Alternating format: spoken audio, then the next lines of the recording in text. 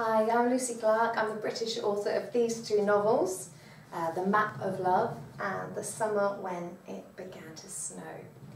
And I've been asked to share my thoughts on love stories. So I've been thinking about love a lot today and wondering why it's such a key element in so many books. And for me as a writer, the stories that I write, they're not romances, they've got perhaps a mystery edge. They're usually about relationships and families and secrets, but both of these novels do contain a romantic thread in them. And I think that's because, for me, all of the darkness that can happen in stories is offset by that lightness, that absolute joy and hope that love brings. And I find that element, that contrast between the light and the dark, so fascinating. And love takes on so many different forms that as a reader, I've probably read, I suppose, thousands of books by now.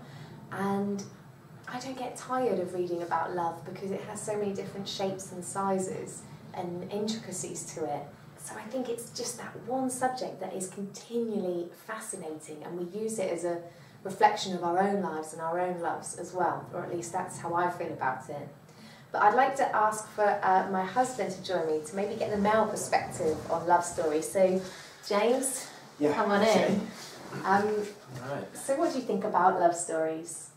Well, I don't read really many love stories, but I do read stories with love embedded in them. Which is a good distinction, because there is a difference. Yeah, and it's always fascinating reading about the different types of love that characters have.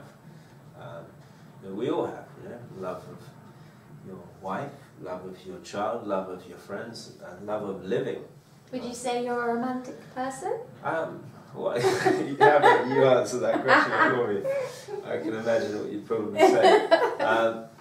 I think I have my own form of romance that probably doesn't match anyone else's. But yeah, romance is important as well.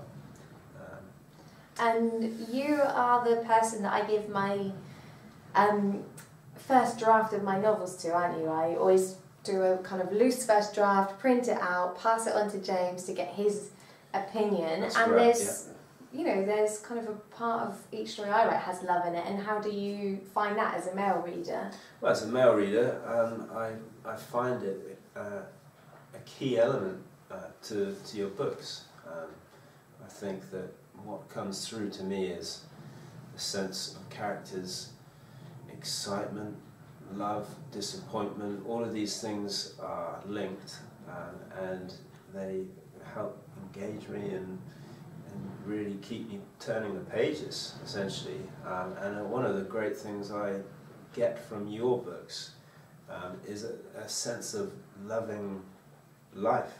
Okay. And quite often those are the things that when I put the book down, I have plenty of time to reflect on what you've written about, and I enjoy that. Thank you, that's very nice. Well, it's kind of funny hearing James talk about it, because when I give him these first drafts, I kind of pretend I'm being quite casual about it. Just, do you mind letting me know your thoughts? But actually, you're not casual. I'm not casual at all. I'm kind of lurking in the background, sort of watching his reaction to see what he thinks as the first reader. So, well, thank you for having a little chat with me about love stories. Yeah. We'll go on to continue passing on my books for you to read and see what your thoughts are. Just keep doing that and keep loving me.